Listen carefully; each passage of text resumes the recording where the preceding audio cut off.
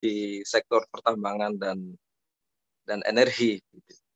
Oleh karena itu mungkin presentasi saya hanya sekedar pemantik diskusi. Mungkin nanti di dalam sesi selanjutnya kita bisa banyak sharing begitu, saling memberikan pengalamannya masing-masing begitu dan pengetahuannya masing-masing.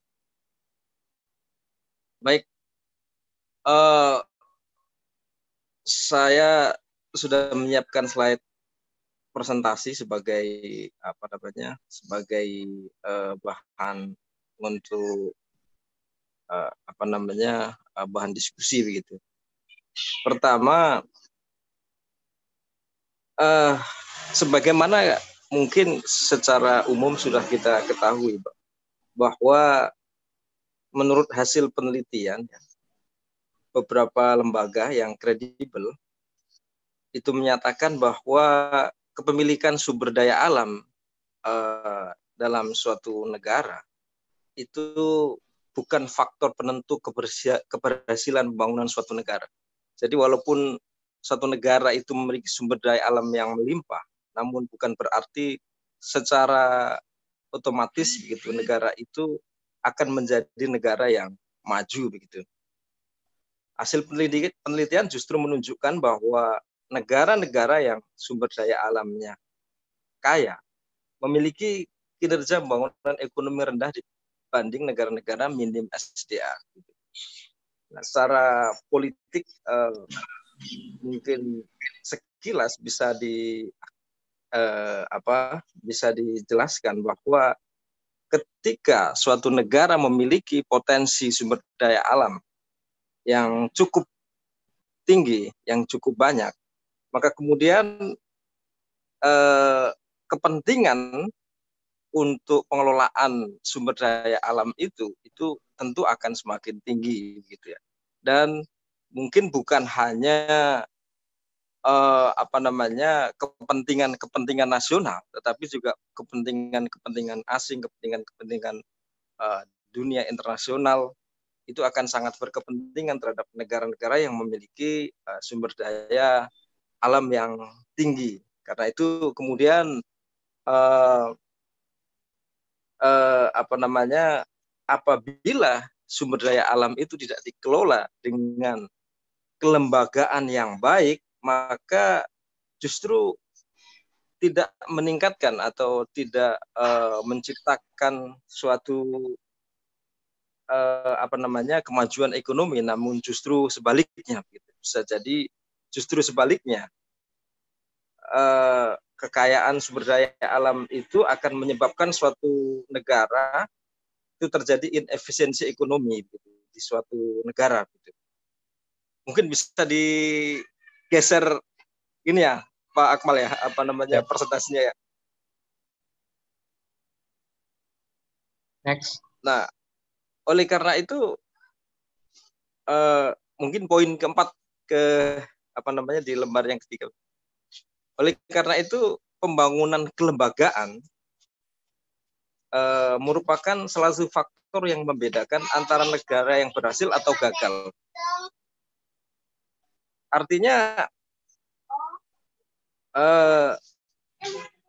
negara yang kaya sumber daya alam itu tergantung dari kelembagaan pengelola sumber daya alam itu, gitu.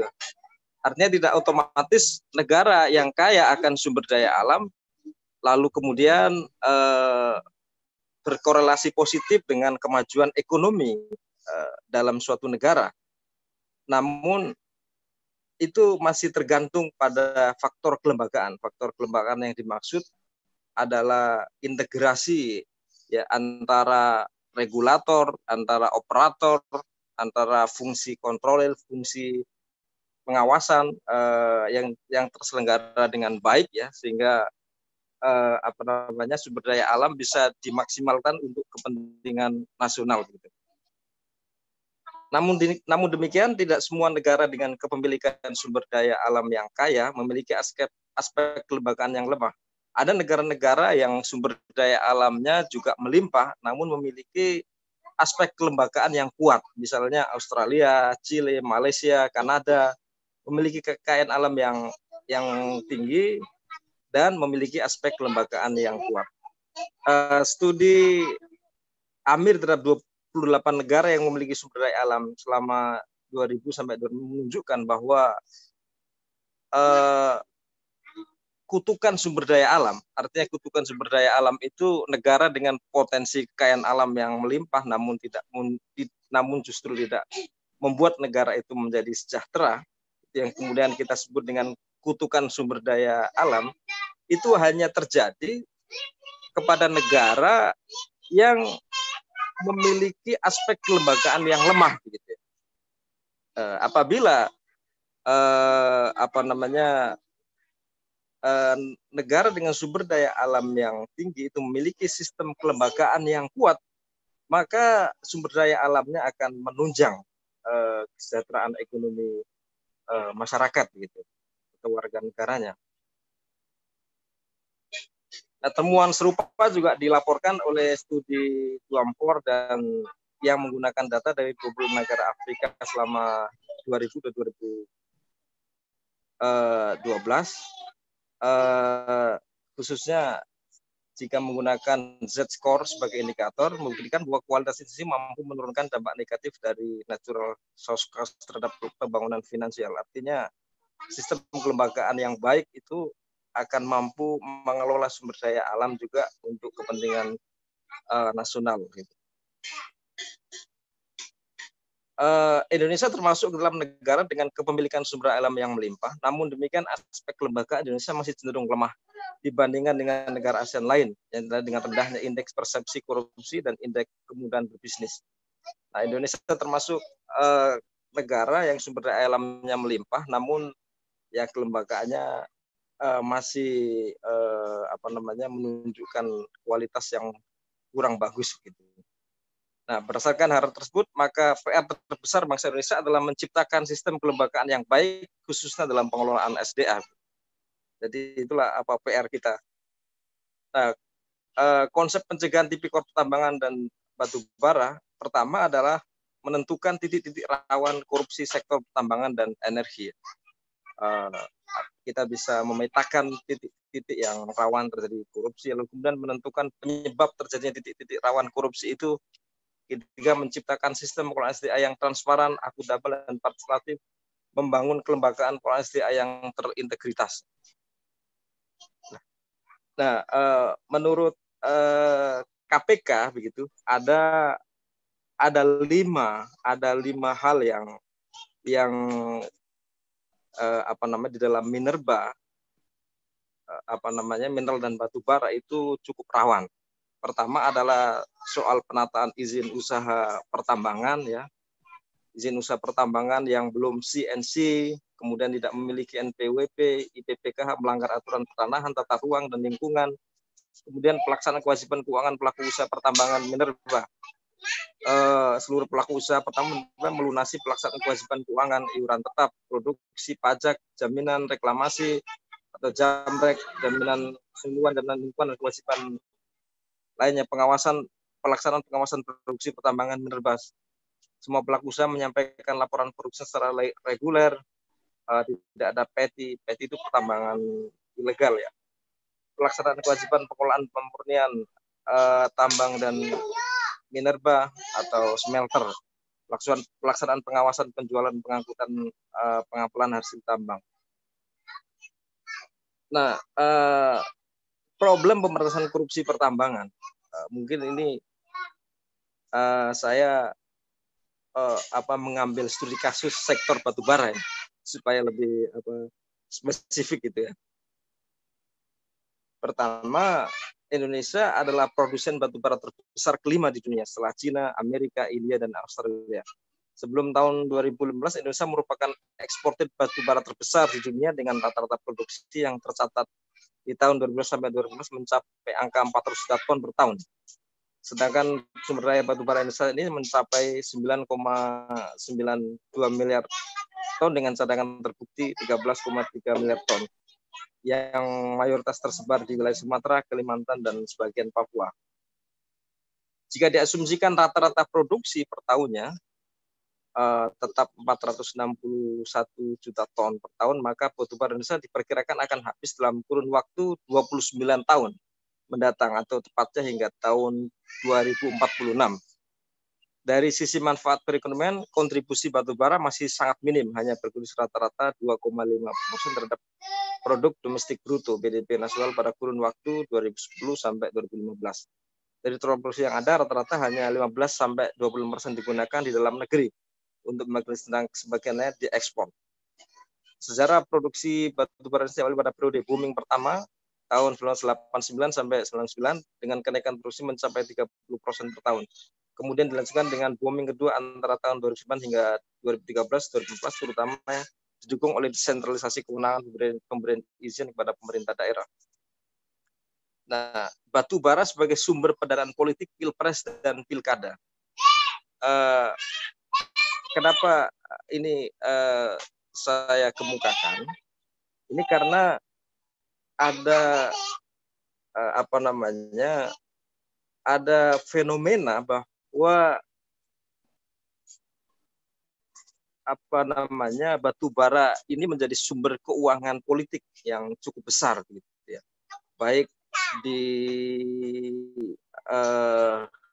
momentum pilpres maupun pilkada, begitu ya. Nah, asumsi yang menunjukkan atau yang mengarahkan pada hal tersebut adalah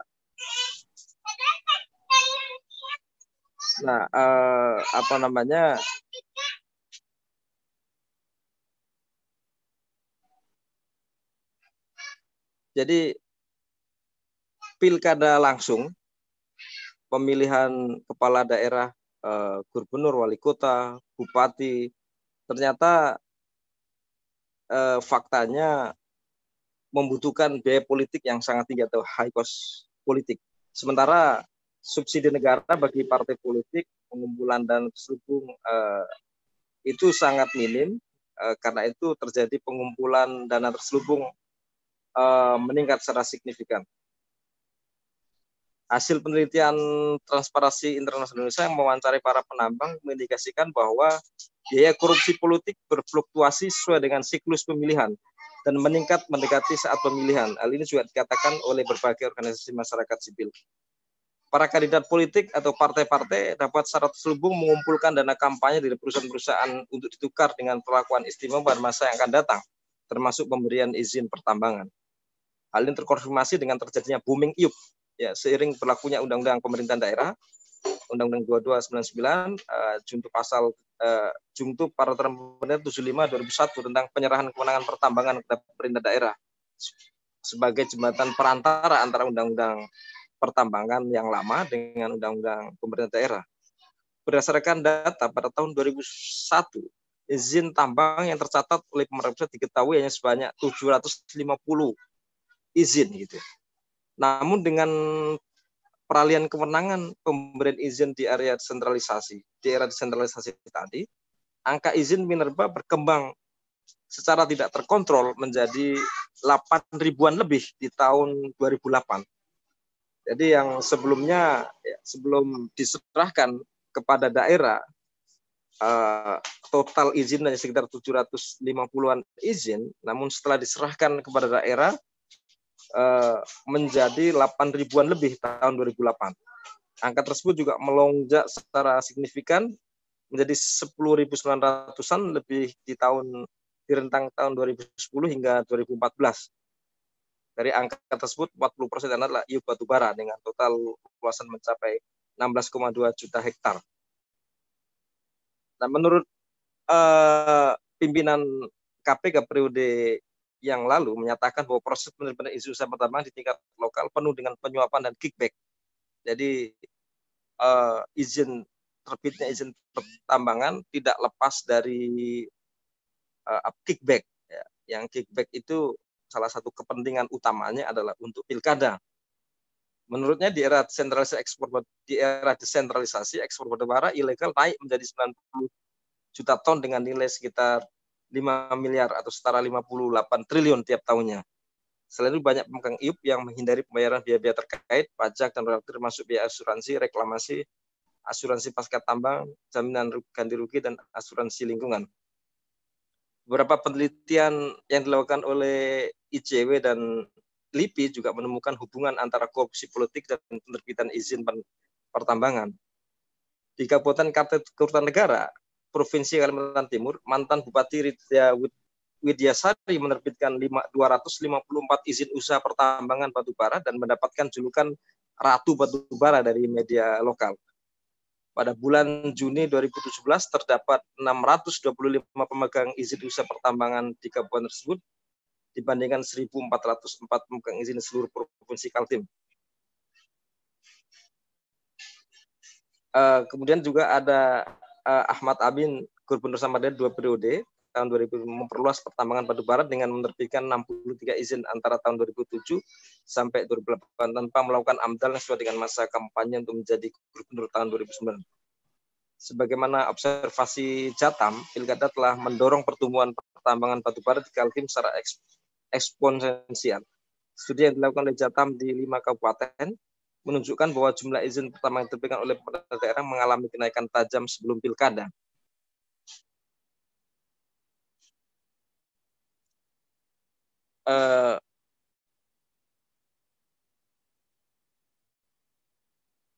Menurut Sawitri ya,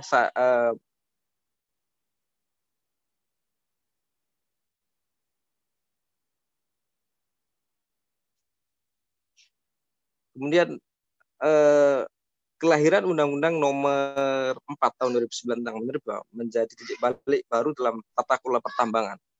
Undang-Undang Minerba diharapkan mampu menyelesaikan sejumlah masalah dari regulasi pertambangan sebelumnya dan menyesuaikan dengan semangat sentralisasi.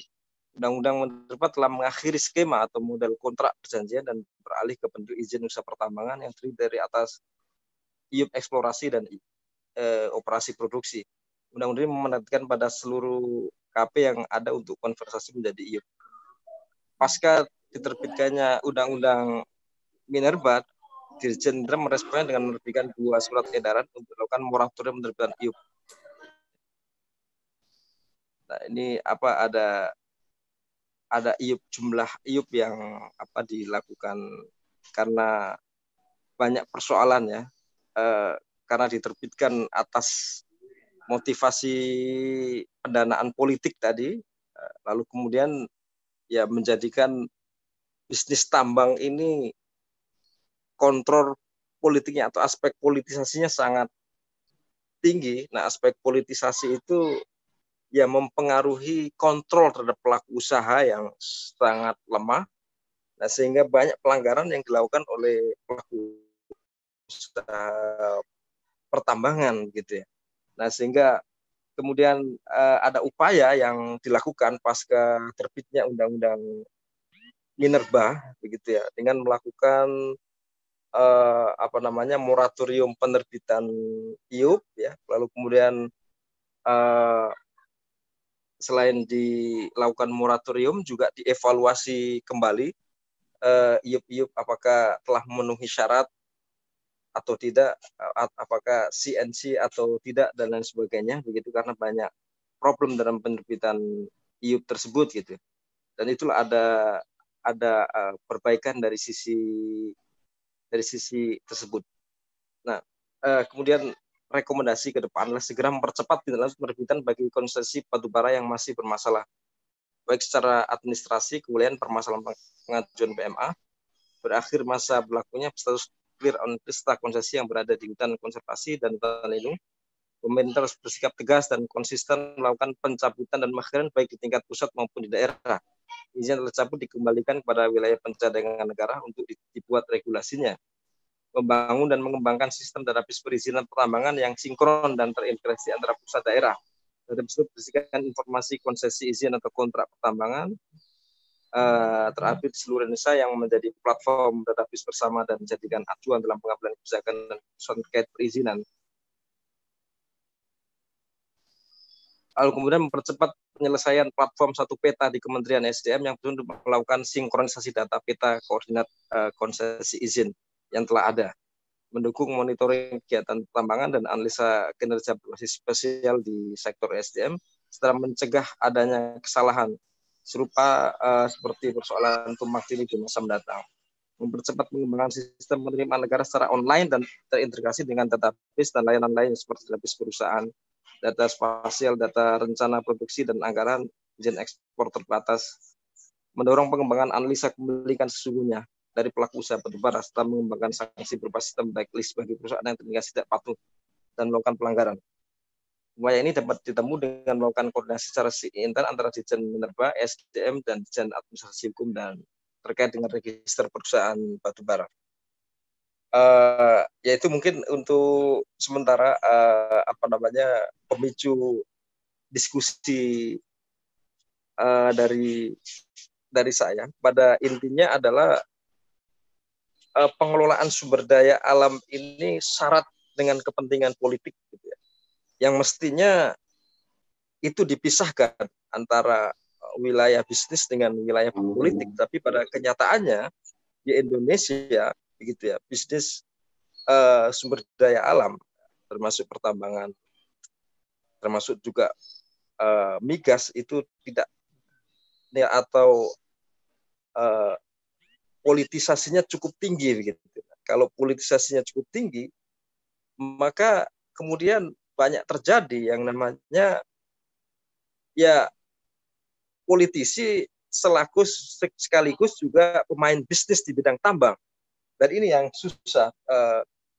Pelaku bisnis di bidang tambang adalah mereka-mereka yang memiliki kekuasaan untuk mengendalikan negeri ini. Nah, inilah sebenarnya yang harus kita bongkar gitu ya. Harus kita ini di awal tadi saya sudah sampaikan bahwa faktor yang sangat mendasar supaya sumber daya alam itu bisa meningkatkan atau mewujudkan kesejahteraan masyarakat, menjadikan negara itu maju secara ekonomi, ya, adalah faktor kelembagaan gitu. Nah, kelembagaan yang saya maksud adalah kelembagaan yang tidak terkontaminasi dengan kepentingan politik itu. Nah, itu yang menurut saya menjadi PR terbesar bagi kita. Bagaimana kemudian menciptakan kelembagaan pengelolaan SDA ini yang tidak terkontaminasi dengan kepentingan politik itu. Karena ketika itu diberikan kewenangan kepada birokrasi di tingkat daerah, maka bagaimanapun juga birokrasi itu berada di bawah kuasa politik juga, begitu ya.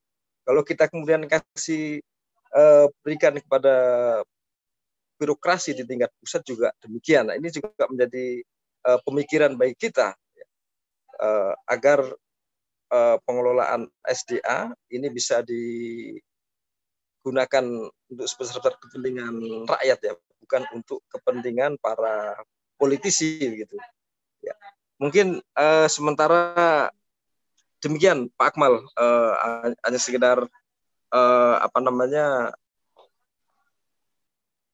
hanya sekedar pancingan diskusi dari saya begitu. Terima kasih. Assalamualaikum warahmatullahi wabarakatuh. Waalaikumsalam warahmatullahi wabarakatuh. Terima kasih pemaparan materi dari Bapak Ikhwan Faroji. Tadi sudah sempat membahas terkait dengan pencegahan dan pemberantasan tindak pidana korupsi di sektor mineral dan batubara. Lebih spesifik khususnya bagaimana pengeluaran izin IUP di daerah yang sangat banyak ketika kewenangan itu dilimpahkan kepada daerah.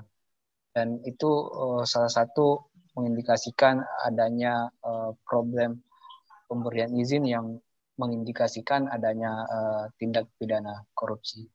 Nah, untuk kepada rekan-rekan semuanya yang ingin berdiskusi ataupun menanyakan langsung terkait dengan aspek pencegahan dan pemberantasan tindak pidana korupsi di sektor mineral dan batubara, silahkan untuk mengacungkan tangan di layar ataupun bisa berbicara langsung untuk menanyakan terkait dengan apa namanya pemberantasan tindak pidana korupsi di sektor batubara. Masuk moderator. Silakan, bisa langsung menanyakan. Bisa langsung ya moderator. Silakan. Siap. Izin Bang Ikhwan. Siap, dengar siap, suara ya, Bang. Siap. Ya Bang. Assalamualaikum warahmatullahi wabarakatuh. Waalaikumsalam warahmatullahi wabarakatuh. Ya.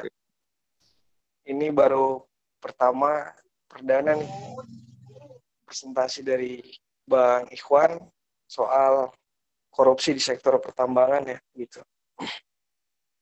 Saya 1 bulan yang lalu Bang baca emang pasca pelantikan Deputi Penindakan yaitu Pak Brigjen Karyoto ya. Pada saat pelantikan tersebut Komjen Pol Firly Bahuri itu menekankan bahwa agenda penting KPK hari ini adalah pada sektor korupsi pertambangan.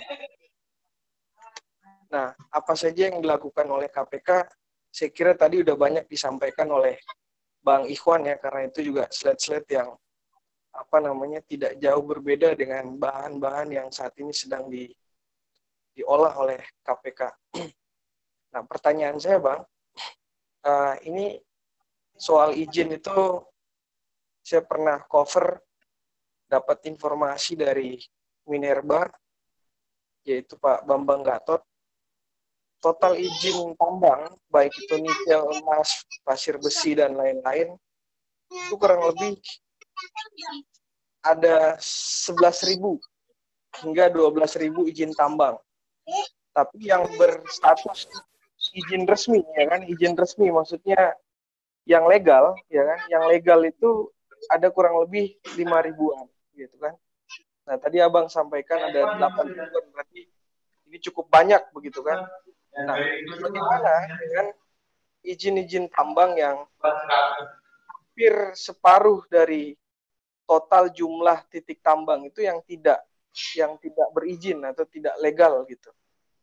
Nah, negara kan selama ini melakukan pembiaran terhadap praktek korupsi di sektor pertambangan. Itu baru pada level izin kan Bang gitu. Yang kedua pada hal PNBP ya kan. Pendapatan negara bukan pajak dari sektor pertambangan. PNBP ini kan kita nggak pernah tahu, ya kan, berapa total pemasukan. Oke, Minerba hari ini punya namanya MODI ya, monitoring soal pendapatan dari sektor pertambangan, baik itu batu bara, nikel dan lain-lain, itu masuk semua di situ PNBP-nya. Apakah seterbuka itu gitu? Atau jangan-jangan memang banyak pendapatan-pendapatan dari sektor pertambangan itu yang tidak tercover atau tidak terinput oleh negara. Tapi itu dimainkan oleh pihak ketiga yang justru itu bukan negara di situ. Padahal kalau diakumulasi, total pendapatan itu justru bisa berkali-kali lipat gitu. Contoh, dari tahun ke tahun kan pendapatan dari sektor pertambangan di angka 70 hingga 80 triliun ya. 50 sampai 60 triliun lah ya gitu. Nah, kalau digenjot izin-izin tersebut tentu pendapatan negara akan semakin tinggi, semakin masif kan gitu. Tapi kenapa nih gitu? Di PNBP justru nggak sekencang itu untuk mengurus pendapatan negara. Apalagi banyak mafia tambang yang kita nggak bisa menangkap atau negara sendiri lemah diperhadapkan dengan kelompok-kelompok tersebut gitu. Nah, terus yang ketiga, Bang, ini mungkin kapasitas entah Bang Ikhwan sebagai narsum atau Bang Bisman misalkan, soal Omnibus Law gitu. Saya pernah nanya waktu diskusi Zoom Bang Ahmad Reddy gitu. Jadi di Omnibus Law itu kan kelompok-kelompok yang kritis ya kan, kelompok-kelompok yang kritis kan habis. Tapi banyak opsi atau isu-isu yang dipakai itu dari kelompok Kadin. Jadi kelompok-kelompok yang pengusaha itu banyak menguasai isu di Omnibus Law. Tapi orang-orang seperti misalkan Bang Ahmad Reddy atau mungkin ada Bang Wisman di situ, itu kan ide-ide dan pikiran-pikirannya justru kalah gitu. Dan ini lagi-lagi kekalahan kelompok masyarakat sipil seperti PUSEP melawan kelompok oligarki yang ada di Kadin gitu. Nah, bagaimana kira-kira di dalam naskah Omnibus Law itu kan mendelegitimasi peran daerah. Kepala-kepala daerah udah nggak punya kuasa dan daya lagi. Lantas untuk apa otonomi diberlakukan kalau memang memangkas kewenangan di sektor izin pertambangan tersebut, semua dilimpahkan ke pusat. Terus kemudian selain itu juga dalam Omnibus Law itu hampir tidak ada batas WP ya, wilayah pertambangan maupun batas kontrak hingga kapan akan berakhir. Bisa-bisa sektor pertambangan kita akan dieksploitasi seluas-luasnya, sebebas-bebasnya tanpa bisa dikendalikan oleh negara gitu. Dan itu terbukti dengan munculnya RUU Minerba, ya kan? Itu didrive oleh kelompok-kelompok yang memang izinnya akan habis seperti Adaro, Tanito Harum dan lain-lain. Nah, ini kan kelompok yang ingin memonopoli sektor pertambangan terutama di sektor batubara lah gitu. Sekalipun sekarang kita sadar batubara sudah tidak lagi bagus ya harganya, sudah turun di harga 700.000 lah gitu. Oh ya, untuk Varian apa mungkin bisa dipersingkat pertanyaannya biar itu aja. Saya minta respon juga mungkin dari Bang Wisman soal Omnibus Law. Makasih moderator. Assalamualaikum warahmatullahi wabarakatuh. Waalaikumsalam warahmatullahi wabarakatuh. Jadi tadi dari pertanyaan Pak RB itu ada 3, saya kira terkait dengan UP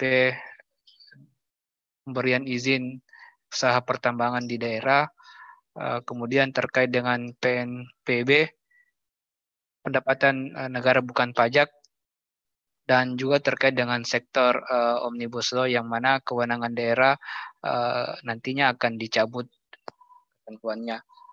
Untuk yang lain, apakah masih ada yang ingin bertanya?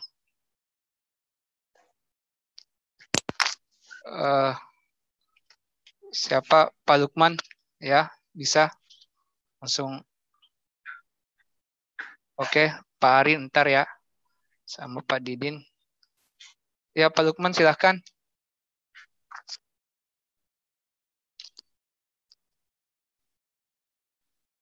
Hujan, moderator, host bisa di unmute Pak Lukman.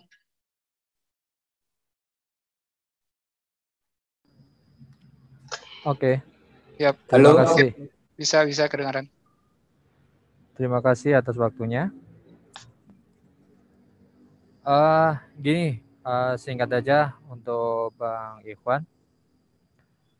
Gini, tadi kan disebutkan kalau untuk pemberantasan korupsi oleh KPK yang lalu ya, periode yang lalu itu ada sekitar 50 sampai 60 triliun yang masih belum dibayarkan, entah itu untuk biaya reklamasi atau biaya izin usaha atau IIP dan yang lainnya. Saya ingin tanggapan dari semuanya termasuk Bang Ikhwan. Kalau melihat kinerja yang baru, ya kan yang dipimpin oleh Pak Firly, kayaknya kita nggak bisa mengandalkan sebagai masyarakat. Kita tahu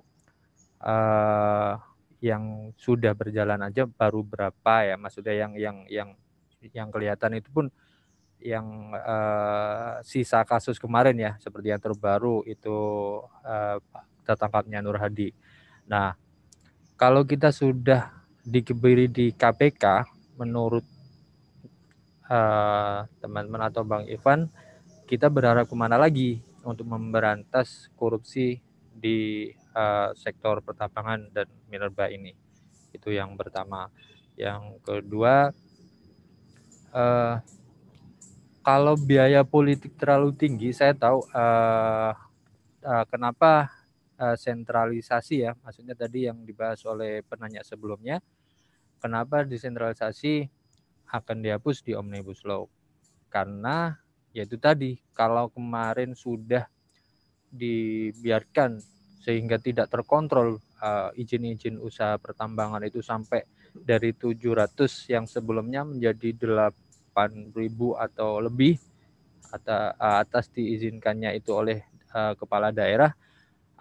Mungkin nih dugaan saya nih, makanya akan disentralisasi ke pusat, akan dikontrol. Itu sih. Terima kasih Bang atas waktunya.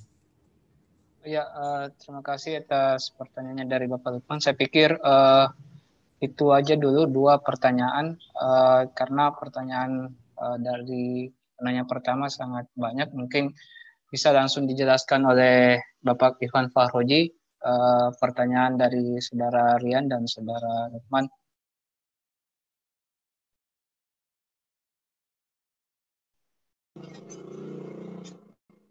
Terima kasih Pak Akmal. Ada beberapa pertanyaan tadi yang disampaikan oleh kawan-kawan. Pertama oleh Mas Rian tadi tentang izin ilegal. Nah, sebenarnya dalam beberapa tahun ke belakang ini mengenai izin-izin ilegal itu sebenarnya sudah ada upaya begitu ya, sudah ada upaya untuk pertama memperjelas izin gitu ya. Artinya biar tidak bercampur antara ya izin yang benar-benar clear begitu ya, dan izin-izin yang sebenarnya tidak memenuhi syarat sehingga kita bisa bilang bahwa itu adalah ilegal atau ada aktivitas pertambangan yang yang murni ilegal tanpa izin. Dan dalam beberapa waktu belakang sebenarnya Dirjen Minerba ya, Kementerian ESDM beserta dengan KPK concern masalah itu, sehingga menurut saya apa yang dilakukan oleh KPK bersama dengan Kementerian ESDM dan didukung oleh beberapa NGO begitu ya, itu menurut saya sudah ada progres lah begitu ya, ada progres sehingga izin-izin yang legal sekalipun itu benar-benar dievaluasi kembali ya, sehingga memang memenuhi syarat ya. Apabila dia tidak memenuhi syarat kan bisa dicabut gitu, atau ya ada izin-izin yang sebenarnya sudah habis masa berlakunya tapi masih juga diberlakukan, itu juga bisa dibatalkan gitu. Nah, itu sudah dilakukan upaya sudah. Namun kita tidak tahu tadi yang disampaikan oleh Mas Nur, apakah KPK yang periode saat ini akan melanjutkan upaya-upaya seperti itu.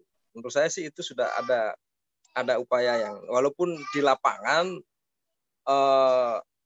praktek-praktek semacam itu tetap saja ada begitu ya. Praktek-praktek semacam itu bahkan kalau di lapangan ada istilahnya ya, ada pemegang IUP itu dia memiliki wilayah yang legal begitu ya, tetapi dia juga menambang di tempat yang ilegal, tapi legalitasnya diambil dari yang legal tadi itu. Praktik di lapangan juga ada seperti itu begitu ya. Nah, ini kan tergantung dari bagaimana tidak hanya tadi itu KPK dan Kementerian SDM melakukan evaluasi terhadap IUP begitu ya, tetapi juga di lapangan aparat yang berwenang gitu ya, termasuk juga aparat penegak hukum melakukan tindakan. Persoalannya kan kemudian kalau kita lihat bisnis batu bara ini kan tidak sesederhana yang kita bayangkan ya. Artinya memang karena melibatkan modal yang cukup tinggi, kadang-kadang kemudian bisa mengontrol aparat yang bekerja di lapangan ini yang jadi persoalan gitu. Selalu saja masalah kita adalah seperti itu. Selalu saja kenapa kemudian lemah dalam hal penegakan adalah seperti itu. Ketika kemudian aparat penyelenggara dan aparat penegak hukum ini bisa terkontaminasi atau dikontrol oleh kepentingan pemodal, ini yang kemudian menjadikan praktek-praktek semacam itu akan selalu ada. Maka itulah kemudian yang menginspirasi bagi kita semua dan menjadi agenda kita bersama bagaimana membangun kelembagaan pengelola SDA ini, pengelola minerba ini yang memang ya benar-benar independen dan tidak gampang terpengaruh dengan kepentingan-kepentingan. Memang ada persoalan, tapi bagaimanapun juga ada progres di beberapa tahun terakhir kalau menurut saya begitu.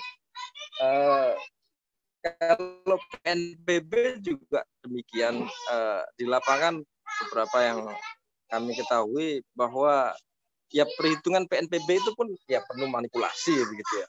Berapa data pengapalan dan lain sebagainya begitu yang itu perhitungan tentang PNPB, adanya praktek perselingkuhan antara praktek antara para pelaku usaha pertambangan dengan aparat juga terjadi begitu ya, sehingga ya begitu bisa dimainkan begitu PNPB yang seharusnya sekian bisa menjadi sekian dan lain sebagainya. Nah, itulah memang PR kita di situ. Beberapa kemarin juga KPK dalam rangka melakukan tindakan pencegahan juga turun ke bawah dan memproses hukum terhadap praktek semacam itu. Kemudian pertanyaan dari Mas Lukman tadi ya terkait dengan apakah KPK yang saat ini bisa diharapkan, itu juga menjadi pertanyaan kita bersama tentunya.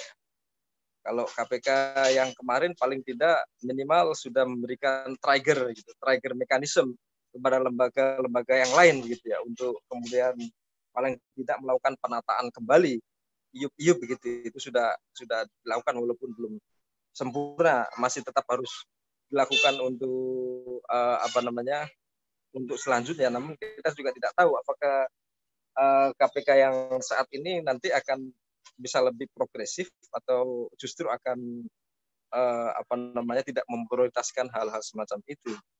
Karena memang tadi itu kembali lagi bahwa ya praktek pengelolaan atau bisnis di bidang pertambangan dan batu bara ini memang tidak lepas dari kepentingan politik itu yang kemudian yang menjadi PR besar bagi kita menurut saya begitu.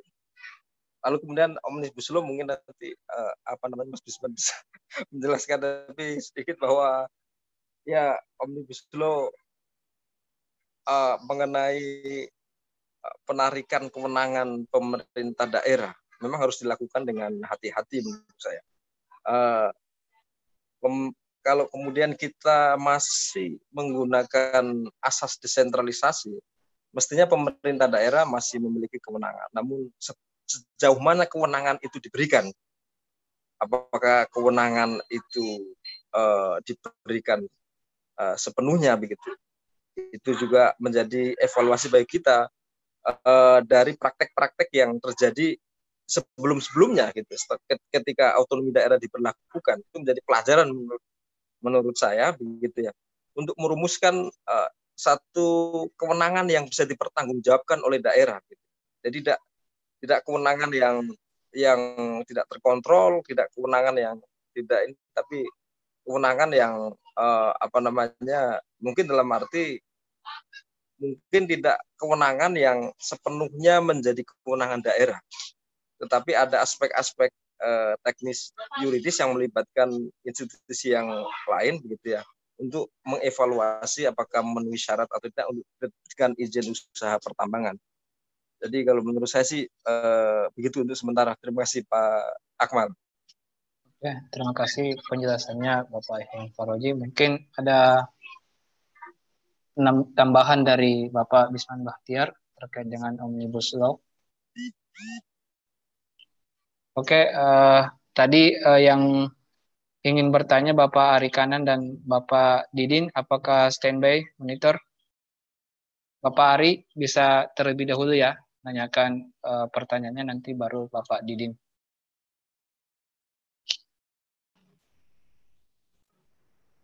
Oke, silakan. Baik. Apakah sudah bisa dimulai? Bisa. Oke, baik. Suaranya bisa diterima dengan jelas. Terima kasih untuk waktu yang diberikan. Jadi, pertama-tama ucapkan mungkin terima kasih sudah dilibatkan dalam webinar ini. Dan tadi materi yang disampaikan oleh Abang Iqbal tadi ya sangat baik, sangat luar biasa. Kemudian saya sepakat juga kalau apa yang menjadi polemik ini terkait dengan lemahnya kelembagaan. Kemudian kita juga melihat kasus-kasus terkait dengan minerba, energi dan minerba ini tidak begitu banyak muncul di publik, padahal persoalan-persoalan yang mendasar tadi banyak disampaikan oleh Pak Iqbal. Artinya kemudian dari sisi proses penegakan hukum terkait dengan adanya dugaan pelanggaran di sektor energi dan pertambangan ini belum tereksplor secara luas, sehingga masyarakat pun juga tidak mengetahui juga polemik-polemik yang menjadi dasar-dasar penegakan daripada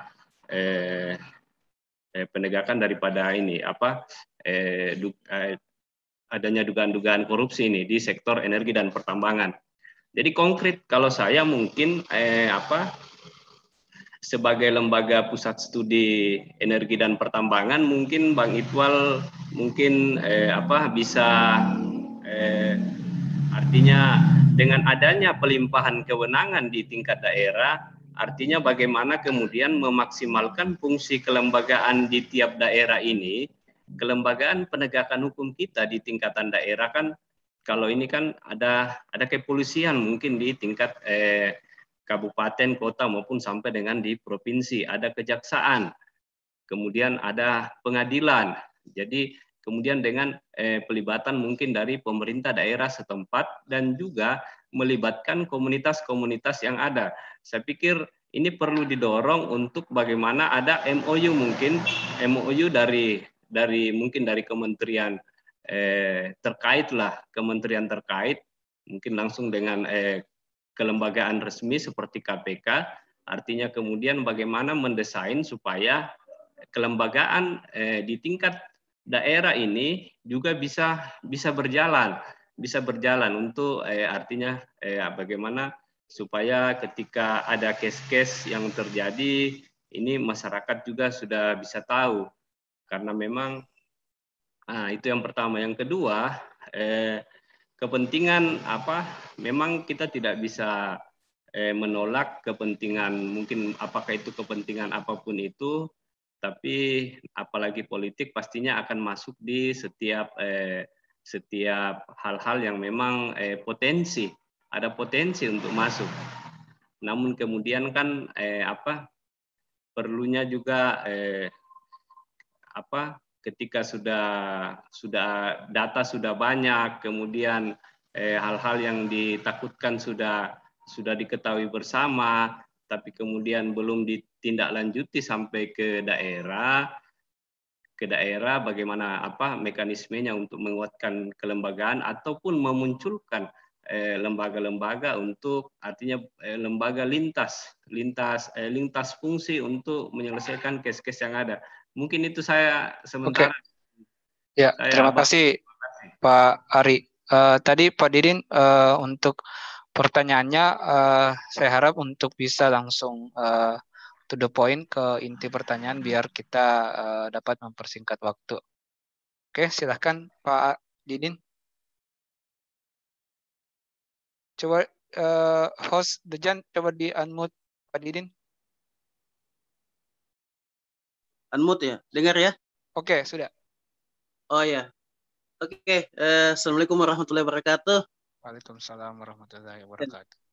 Ya, terima kasih atas kesempatan yang diberikan. Nah, tadi saya menyimak terkait pemaparan Pak Iwan ya, sangat bagus sekali ya, sangat bagus sekali. Nah, tadi sempat disinggung terkait masalah jamrek. Nah, ini jamrek ini rawan ini masalah terkait jamrek ini. Nah, singkat aja, menurut Pak Iwan secara hukum nih, nah gimana tata kelolanya nih terkait jamrek ini? Soalnya di daerah-daerah ini rawan sekali terjadinya penyelewengan jamrek ini. Nah, ini mungkin hanya itu yang saya bisa pertanyakan ya, karena saya lihat udah waktu juga. Nah, mungkin sekian, terima kasih. Oke, terima kasih Pak Didin atas pertanyaannya. Pak Ikhwan, apakah bisa langsung menanggapi atau masih ingin memberikan kesempatan kepada penanya lain? Mungkin saya tanggapi sedikit ya Pak. Oke. Pak Akmal. Mengenai tadi yang disampaikan oleh Pak Arya, memang kita ini sumber daya alam kaya, tetapi kita kan tidak memiliki satu role model bagaimana pengelolaan sumber daya alam itu bisa dikelola begitu ya, dengan memang benar-benar untuk kepentingan kesejahteraan masyarakat. Ini mungkin kita perlu role model yang bisa menjadi satu alternatif bagi kita ya, Nah, memang ini kan memang soal pengelolaan SDA ini kan dikelola oleh birokrasi yang terkendali dengan otoritas politik begitu. Otoritas politik. Nah, itulah sementara sistem kita masih sangat lemah gitu. Nah, karena itu salah satu yang bisa mengontrol memang adalah kekuatan masyarakat atau civil society yang bisa melakukan kontrol terhadap praktek pertambangan yang tidak atau melanggar kepentingan umum dan melanggar ketentuan peraturan perundang-undangan. Salah satu yang bisa menjadi harapan bagi kita adalah bagaimana memperkuat barisan publik gitu ya, untuk mengontrol proses-proses pengelolaan sumber daya alam mungkin di daerahnya, di tingkat lokal begitu. Namun memang kita masih harus terus berikhtiar untuk bagaimana menciptakan satu kelembagaan yang bisa karena tadi kembali ke tadi yang di awal kita sampaikan bahwa memang yang menentukan sumber daya alam ini bisa dikelola untuk kesejahteraan masyarakat atau tidak itu ya kita ini punya kelembagaan yang baik apa tidak. Ternyata kalau Indonesia belum memiliki kelembagaan yang baik, sehingga kita belum bisa berharap bahwa sumber daya alam itu bisa untuk kepentingan kesejahteraan masyarakat. Yang kedua, mengenai jamrek atau jaminan reklamasi. Nah, ini memang jaminan reklamasi itu kan semacam dana yang dititipkan dengan begitu ya, dititipkan. Nah, ketika reklamasi pasca tambang itu dinilai telah sesuai ya dengan lingkungan hidup, dengan dengan standar yang baik, tidak merusak lingkungan dan lain sebagainya, maka dana itu kan bisa ditarik kembali begitu oleh pemegang IUP itu begitu. Namun kan kemudian ya untuk menilai apakah itu sesuai dengan standar apa tidak, nah itu juga yang jadi problem juga gitu ya. Ada banyak praktek di mana ya reklamasi pasca tambangnya tidak memenuhi standar, tapi kemudian ya rekomendasinya sudah memenuhi standar dan sebagainya, itu yaitu umumnya begitu apa, sehingga kemudian menjadi standar ini yang perlu diperjelas gitu ya. Standar reklamasi pasca tambang ini ya, standarnya yang bagaimana, yang baik, dan bagaimana kemudian proses pengawasannya begitu ya, sehingga benar-benar ya hanya yang memenuhi standar saja begitu ya, yang ketika pemegang IUP itu belum memenuhi standar ya dia tidak bisa mengambil dananya kembali, mestinya seperti itu, tapi kan dalam praktek nah itu juga menjadi PR tentunya bagi kita semua lah gitu. Ya mungkin sementara itu Pak Akmal ya, terima kasih. Ya. Di sini juga ada hadir nih Pak Jaksa Bapak Ahmad Hajar nih, beliau adalah penyidik tipikor di pengadilan di Kejaksaan Tinggi Palu ini, beliau hadir juga di sini ya. Beliau mungkin bisa memberikan masukan kepada kita juga bagaimana soal penegakan hukum terhadap pertambangan ini gitu. Ya, terima kasih Pak Akmal. Siap, terima kasih atas penjelasannya dari Bapak Ikhwan Fahroji. Untuk sesi selanjutnya saya buka kesempatan 2 penanya lagi untuk bisa berdiskusi langsung dengan Bapak Ikhwan Fahroji. Siapa? Ya, Bapak Firdan. Terus selanjutnya ada siapa? Saya bisa Pak Ahmad. Oh, mungkin yang dari jauh Bapak Tito. Mungkin Bapak Firdan dulu.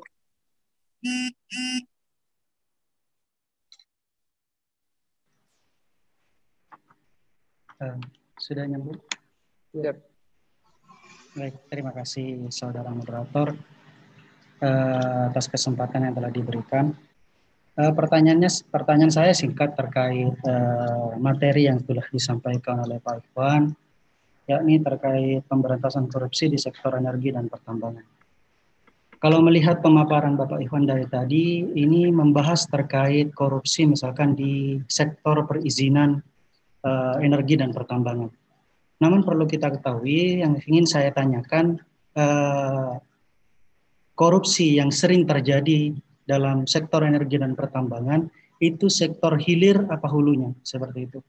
Kalau dari tadi pemaparan yang Bapak Iwan sampaikan, itu seringkali terjadi di sektor hilir dari proses industri pertambangan itu sendiri.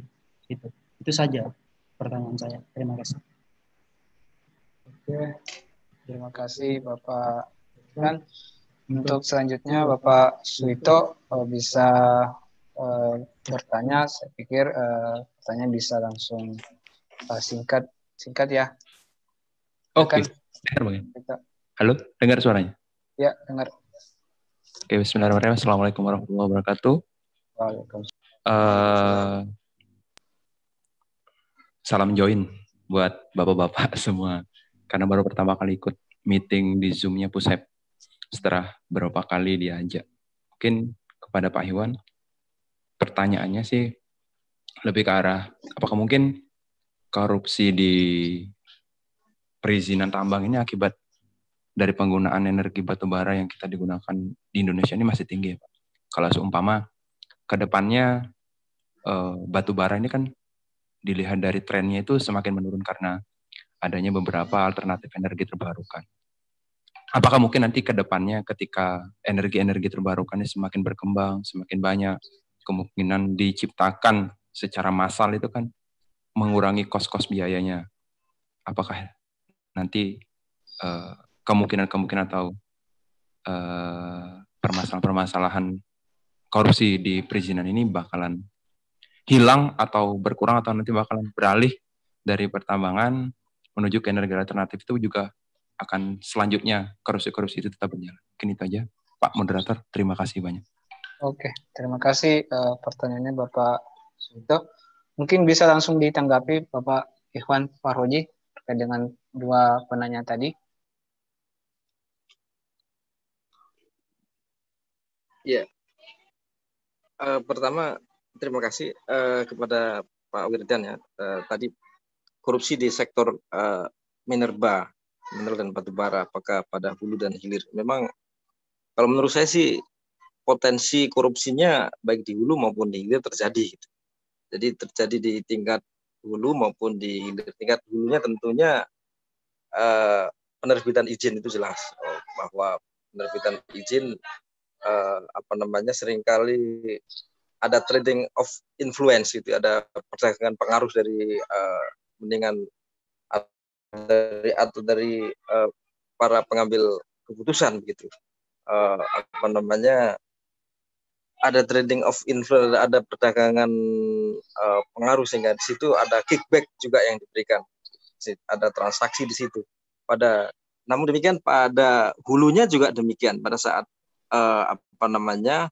pada saat pelaksanaan atau operasi IUP atau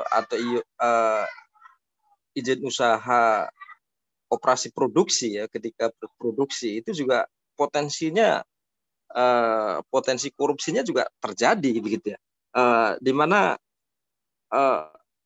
memegang izin usaha pertambangan itu kan ketika melaksanakan operasi produksi itu kan dikenai misalnya adalah kewajiban keuangan, misalnya iuran tetap, iuran produksi, pajak, jaminan reklamasi, jaminan pasca tambang, jaminan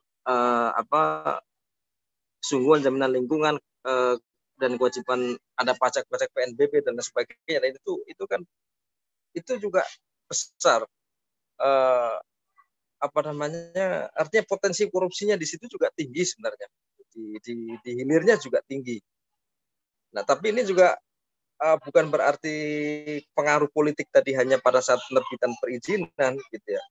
Tetapi ya pada saat beroperasi pun ya antara pelaku usaha dengan penguasa ini bekerja sama juga gitu. Nah, sehingga bekerja sama outputnya adalah mengurangi kewajiban-kewajiban yang seharusnya dibayarkan. Nah, ini kan sebenarnya termasuk dalam potensi korupsi juga gitu, yang seharusnya kewajibannya sekian kemudian menjadi sekian karena ada backing dari penguasa begitu, itu yang kemudian menyebabkan ya korupsi terjadi gitu. Dan itu banyak terjadi sebenarnya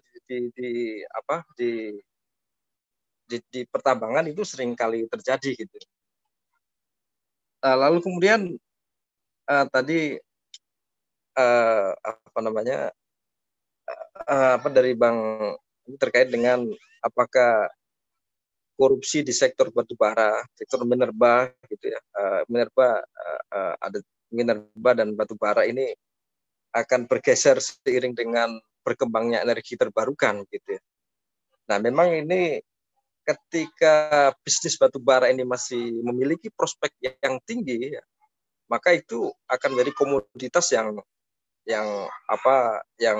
laku begitu, tetapi ketika nanti ada persaingannya misalnya dengan energi terbarukan ya, mungkin praktek-praktek semacam itu ini kan karena memang prospeknya tinggi gitu ya, walaupun di beberapa tahun terakhir ini kan mengalami penurunan ya, seiring dengan harga minyak yang juga menurun, sehingga permintaan terhadap batubara juga menurun, harga juga menurun begitu ya.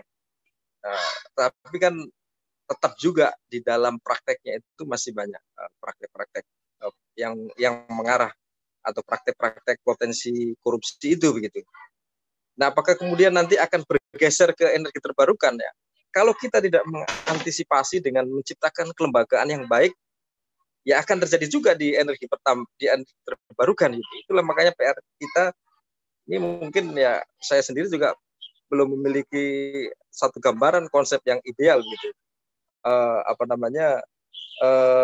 kelembagaan pengelola SDA yang bisa dipertanggungjawabkan, yang memang bisa menjamin integritasnya itu seperti apa. Tapi kita bisa mungkin studi di negara-negara lain. Hanya saja saya mengkritisi bahwa ketika otoritas pengelolaan SDA itu diserahkan kepada birokrasi seperti sekarang ini, seperti Undang-Undang Minerba ya, Undang-Undang Minerba yang diberikan dalam bentuk izin usaha pertambangan, ya ini di mana iklim birokrasi kita ini yang masih sangat politis, ini memang jadi satu dilema. Apakah kita bisa menciptakan good and clean governance gitu ya, ketika model birokrasi kita ini masih seperti ini gitu. Ini kan kita sudah berupaya untuk menciptakan birokrasi yang clean and good governance kan sejak selesai reformasi sampai sekarang juga politisasi birokrasi itu masih kental. Nah, ketika politisasi birokrasi masih kental, lalu kemudian kita berikan kewenangan-kewenangan dalam hal pengelolaan sumber daya alam, maka ya kekhawatirannya itu tadi akan dikelola secara politis juga begitu. Ketika dikelola oleh secara politis itu tadi kembali bahwa ya sumber daya alam itu tidak akan mensejahterakan masyarakat begitu ya, tetapi justru akan sebaliknya hanya menguntungkan pelaku-pelaku usaha saja, baik di dalam maupun di luar negeri gitu, pelaku-pelaku asing, pelaku-pelaku usaha asing juga begitu. Jadi demikian, terima kasih Pak Akmal. Ya, terima kasih penjelasannya Pak Roji. Mungkin saya buka satu sesi lagi untuk dapat berdiskusi dengan Pak Roji. Setelah itu sesi kita cukupkan, diskusi kita cukupkan. Mungkin masih ada yang ingin bertanya, bisa angkat tangan di layar atau raise hand di chat. Oh ya, silakan Bapak Jamil dan siapa? Satu lagi. Oh, Puja ya. Oke. Saya berikan kesempatan terlebih dahulu untuk kepada Bapak Jamil ya. Silakan Pak Jamil. Terima kasih. Bismillahirrahmanirrahim. Saya ingin singkat aja ke narasumber. Kemarin kan kita beli Freeport itu kan sahamnya 54 triliun. Nah ini apakah pembelian itu ada kerugian negara nggak di situ menurut narasumber itu? Atau ada hal yang tidak kita ketahui dari pembelian saham Freeport 54 triliun oleh Inalum itu, oleh BUMN. Itu aja narasumber. Terima kasih. Siap. Terima kasih atas pertanyaannya dari Pak Jamil. Selanjutnya Puja bisa bicara.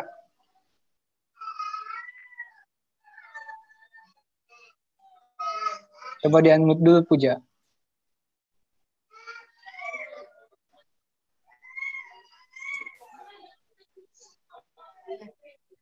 Terima kasih untuk kesempatannya. Sebelumnya, Assalamualaikum warahmatullahi wabarakatuh. Waalaikumsalam. Saya mau bertanya kepada Pak Ikhwan. Nah, seperti yang kita tahu kan ya, pencegahan pemberantasan korupsi di sektor energi dan pertambangan ini kan kerasa minim sekali. Hal itu kan bisa dilihat dari seringkali sektor energi dan tambang ini dijadikan sebagai lahan basah bagi para pemain.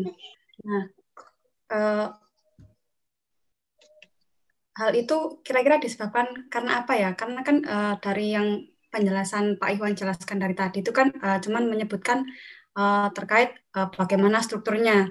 Nah, kalau dilihat dari substansinya sama kulturnya sendiri itu bagaimana? Apakah substansi dan kulturnya ini sudah melakukan upaya pencegahan pemberantasan korupsi ini secara maksimal atau bagaimana? Terima kasih. Terima kasih Puja. Tadi Sunarto saya lihat mengacungkan tangan juga. Mungkin bisa bertanya untuk kesempatan terakhir. Baik, terima kasih. Saya singkat saja. Tadi sudah banyak dibahas terkait dengan bagaimana praktek korupsi di lapangan dan juga upaya untuk memperkuat kelembagaan. Saya ingin bertanya terkait dengan di pengadilan, termasuk putusan pengadilan. Apakah selama ini tuntutan terhadap pelaku tindak pidana korupsi di sektor pertambangan ini sudah ideal atau tidak? Maksudnya gini, apakah tuntutan jaksa itu sudah sesuai dengan putusan hakim menurut Bang Ikhwan selama ini yang Bang Ikhwan ketahui, ataupun bagaimana pendapat Bang Ikhwan? Atau justru ini yang menjadi salah satu penyebab banyak orang melakukan korupsi di sini? Karena kan ini lahan basah seperti yang disampaikan oleh saudari Puja tadi. Apakah tuntutan dan juga putusan hakim itu sudah maksimal atau sudah ideal? Itu sih, terima kasih. Oke, terima kasih atas pertanyaannya. Saya harap Bapak Ikhwan Faroji bisa menangkap dan memberikan penjelasan kepada 3 penanya tadi. Silakan Pak Ikhwan. Ya, terima kasih Pak Akmal. Tadi sangat menarik pertanyaan dari kawan-kawan. Pertama soal Freeport, mungkin pertanyaan Pak Jamil cukup berat bagi saya untuk memberikan jawaban apakah itu termasuk tipikor apa tidak. Namun demikian ada satu hal yang mungkin perlu kita ingat ya, soal diskusi pembelian saham Freeport itu. Itu kan waktu itu ya kita wacananya pada saat itu kan ada 2 opsi gitu ya. Kita membeli saham Freeport atau kita tidak perpanjang izinnya dan kita ambil alih gitu. Karena Freeport di tahun 2021 kan izinnya habis. Nah, kenapa kemudian ketika kita paradigmanya adalah ya walaupun memang dalam praktek dan dalam teori mungkin tidak begitu tidak mudah seperti itu ya. Artinya ketika kita memang yang kita jalankan adalah kedaulatan negara, maka kan kita sebenarnya berdaulat atas Freeport. Dan ketika Freeport berakhir masa kontraknya di tahun 2021, kita sebenarnya ada opsi untuk tidak memperpanjang Freeport dan kemudian mengambil alih di ini. Daripada kemudian kita harus mengeluarkan membeli saham dengan pinjaman kepada Inalum dan lain sebagainya gitu. Itu kan sebenarnya cukup memberatkan kita pun sudah cukup banyak utangnya begitu. Tapi saya tidak, apakah itu masuk tipikor atau tidak, mungkin saya tidak bisa berkomentar. Tapi kalau kita ingat wacana atau perdebatan pada saat itu adalah 2 opsi itu, yang disebut dengan opsi kedaulatan negara dan satu adalah opsi pengambilan secara bisnis tapi ya mungkin itu kenapa kita tidak mengambil opsi yang itu tadi, itu yang bahwa untuk menunjukkan bahwa memang kita berdaulat atas potensi sumber daya alam kita sendiri gitu. Yang kedua terkait dengan pertanyaan Puja ya, apakah kemudian yang menjadi problem bagi kita ini hanya aparat penegak hukum misalnya, atau hanya aparat pelaksananya, birokrasi pemerintahannya, bagaimana dengan substansi dan kultur masyarakatnya begitu. Ya memang ini tidak bisa dilepaskan. Itu kan satu kesatuan komponen atau sistem yang tidak bisa dilepaskan antara kalau kita teori Friedman misalnya begitu ya, substansi, struktur dan kultur gitu. Tapi kan sebenarnya tidak ada yang sempurna, namun semuanya kan harus menunjang gitu. Nah ini memang kita problemnya itu di terutama menurut saya adalah di penegak atau di penyelenggaranya atau di pelaksana hukumnya dan juga di penegak hukumnya begitu, yang memang kita masih menjadi problem sendiri. Kita bagaimana mencari role model untuk kelembagaan pengelola SDA ini juga belum ini gitu. Kalau menurut saya pribadi ini belum ideal pengelolaan SDA, kelembagaannya ini belum ideal karena apa? Rentan dimasuki kepentingan politik gitu. Dan kalau rentan dimasuki kepentingan politik, maka ya akan ada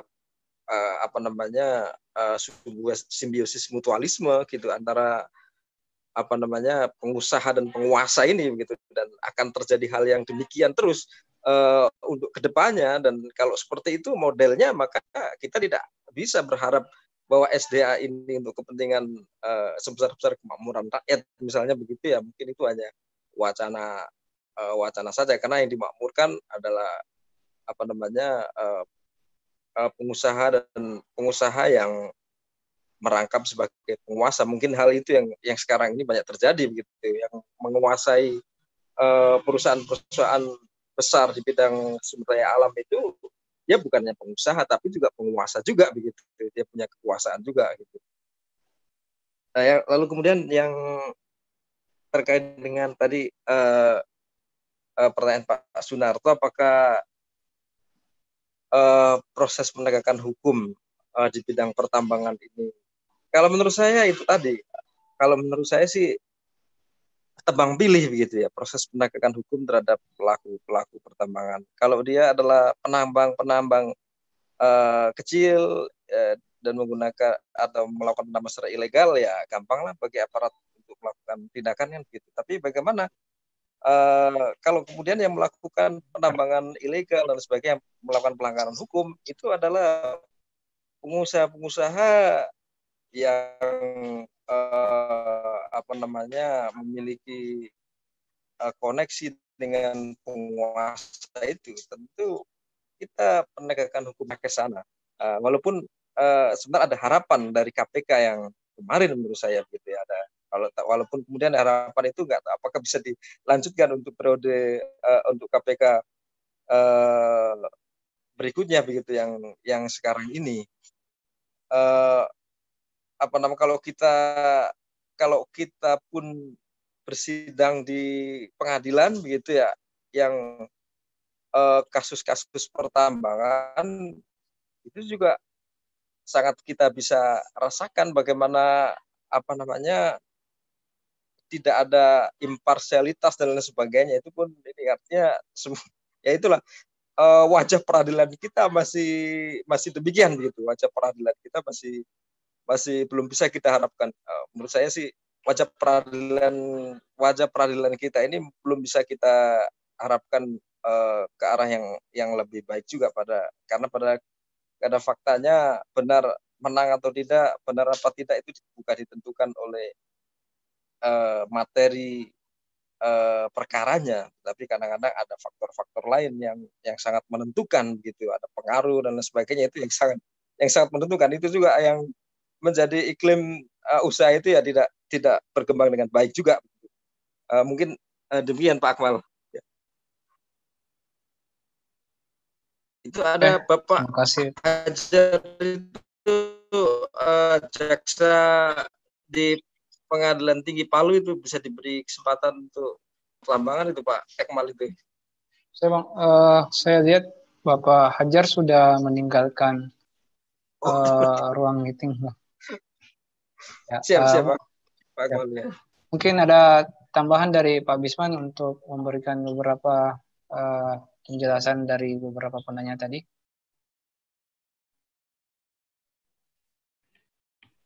Oke, terima kasih. Ada beberapa hal yang mungkin bisa saya sampaikan. Ada beberapa pertanyaan tadi, misalkan dari Rian. Dari Rian menyampaikan terkait dengan Omnibus Law, tapi mungkin Mas Rian sudah nggak ada ya? Ya, nggak ada Pak. Karena Mas Rian nggak ada, nanti kita bahas di sesi berikutnya aja. Terus yang berikutnya adalah pertama gini tentang Omnibus Law, khususnya terkait dengan penarikan kewenangan dari pusat, dari daerah ke pusat. Ini sebenarnya pertama memang ketentuan awal ada di Omnibus Law, tetapi ternyata ketentuan itu diadopsi di RUU Minerba yang sekarang sudah ditetapkan menjadi undang-undang, tetapi belum diundangkan pada tanggal 12 Mei yang lalu.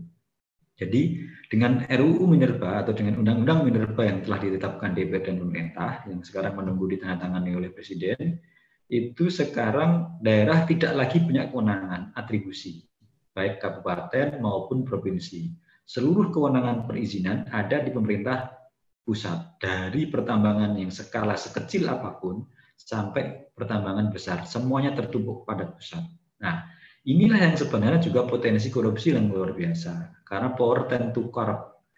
Semakin kekuasaan itu mengumpul pada satu pihak, maka potensi penyalahgunaan kekuasaan juga semakin tinggi. Nah, itulah sebenarnya kecenderungan korupsi. Nah, sekarang kita ketahui bahwa perizinan ditarik semuanya ke pusat. Luar biasa ini kewenangan pusat. Itu satu. Yang berikutnya, ini juga terkait dengan tidak pro otonomi daerah dan desentralisasi, karena semangat reformasi itu sebenarnya membagi atau mendelegasikan kewenangan pusat kepada di daerah. Ini kok kenapa ditarik lagi? Walaupun maksudnya karena kalau di daerah semakin banyak korupsi, lah emangnya di pusat apa juga tidak ada korupsi? Ya, ini yang mungkin juga menjadi persoalan. Sehingga mungkin persoalan korupsi itu bukan persoalan ada di pusat atau ada di daerah, tetapi persoalan korupsi itu ya bisa dimanapun, lebih pada soal transparansi, lebih pada soal partisipasi, lebih pada persoalan akuntabilitas. Nah, itu sebenarnya persoalan korupsinya, bukan persoalan pusat dan daerah. Pusat dan daerah sama-sama punya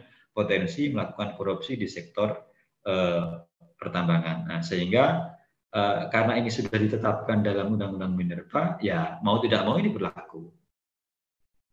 Sehingga langkah-langkah yang bisa dilakukan bisa jadi hanya judicial review di Mahkamah Konstitusi. Andai itu dinyatakan bertentangan dengan konstitusi. Oke, tetapi di Undang-Undang Minerba yang baru itu nanti katanya akan didelegasikan melalui PP ataupun Permen. Sebagian kewenangan pusat itu kepada daerah, baik provinsi maupun kabupaten. Betul, baik, tetapi kurang mantap. Mestinya kewenangan daerah itu bukan karena delegasi, tapi karena harus atribusi yang berdasarkan undang-undang. Itu terkait perizinan. Yang kedua adalah yang disampaikan Pak Ari juga, termasuk yang disampaikan Rian, Mas Ari Kanan, betul bahwa kelembagaan daerah memang perlu diperkuat. Gitu loh. Nah, ini malah sekarang ini kelembagaan daerah tanda kutip diperlemah dengan kewenangan yang ditarik ke pusat. Itu. Nah, ini yang juga menjadi antitesa dari keinginan yang sebenarnya memperkuat daerah. Kalau misalkan korupsi ada di daerah, semestinya adalah bagaimana kelembagaan di daerah dibentengi agar tidak melakukan korupsi. Ini kan enggak. Korupsi dianggap terjadi di daerah sehingga langsung ditarik aja ke pusat. Nah, ini semakin daerah tidak kuat, tapi daerah bahkan akan semakin lemah.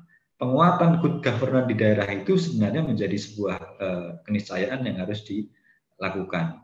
Nah, ini saya gambarkan pada teman-teman semuanya bahwa salah satu kenapa sih kita melakukan studi terhadap korupsi yang disampaikan Mas Ivan tadi, ini ada data ya, saya sampaikan kepada teman-teman semuanya.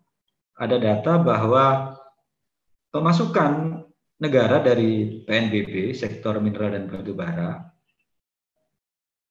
dari pertambangan, itu sementara ini, silakan Anda lihat, tahun 2018, itu realisasinya 49,8 triliun.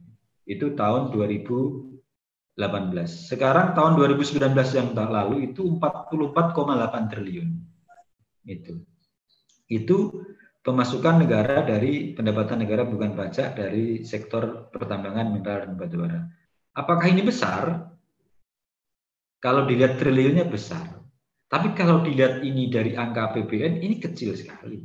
APBN tahun 2019 itu 2.100 triliun.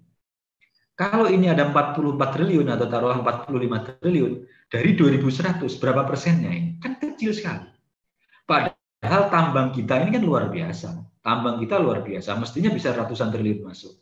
Nah, oleh karena itu, kenapa yang masuk hanya 44,8 triliun? Dipastikan ini ada penyalahgunaan kewenangan, ada korup, ada kolusi, dan ada kebocoran-kebocoran yang tidak masuk ke kas negara. Padahal kekayaan kita luar biasa. Yang tadi disampaikan Mas Ikhwan bahwa kita punya kekayaan sumber daya alam yang besar. Tapi yang masuk ke negara hanya 44,8 triliun.